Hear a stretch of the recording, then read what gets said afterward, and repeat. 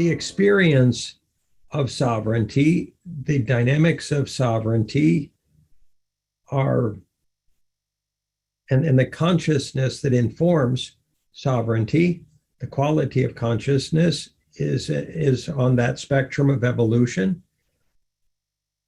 And a lot of people see, if they're very root chakra oriented, they may see themselves as their body, be totally body identified. I'm just a body, I'm an animal in the world, and everyone else is just an animal in the world. And that informs my decisions. Or I'm identified with my beliefs, or my conditioning, or my culture, or my religion, or my desires, or my fears, or any simulacra I've recorded, and that's supposedly who and what I am. Or I'm a soul and I'm not a body, so it doesn't matter what happens to my body because I'm an immortal soul. And so all that really matters is that I recognize that sovereignty. If it is, fear is a set of training wheels that teaches, and pain is a set of training wheels that teaches us to learn to be self-accountable sovereignly for our choices and our actions and our interactions and our relationship dynamics and our own evolution and learning process as a individuated expression of spirit in concert with the collective process of God. So if we see ourselves as a sort of current in the ocean, we're just part of the ocean. We're an energy moving through. We're not truly separate. We can't be separate. And that said, that doesn't mean we don't have seeming characteristics or dynamics of process and evolution.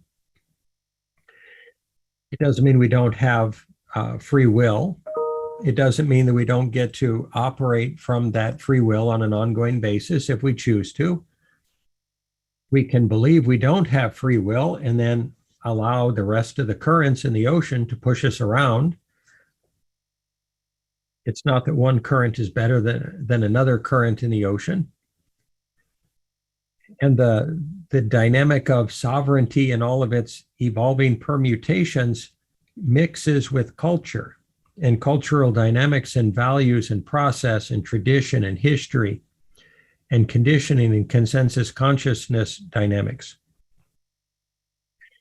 and gets mixed up with them in a lot of people's lives. Learning to, metaphorically, if we see ourselves as, if you could see humanity as a giant tapestry of a crowd of people woven together with trillions of threads, if you were to snip the threads around the picture of yourself, in that collective, you could choose more sovereignly to step out of it, more consciously to step out of the backdrop of the human process and become liberated and freed to operate independently or far more independently from the rest of the currents.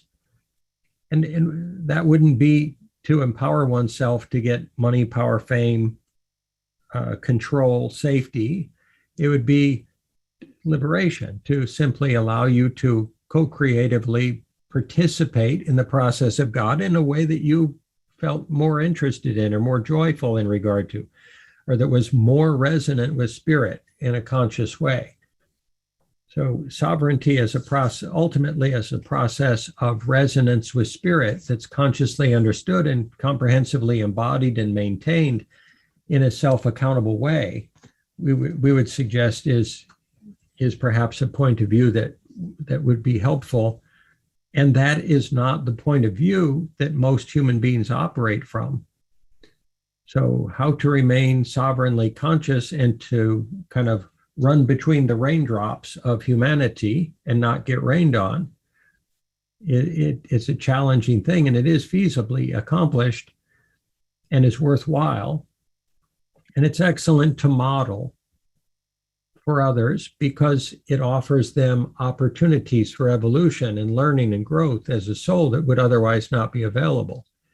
So sovereignty is also a process of service to the collective and, of course, to spirit.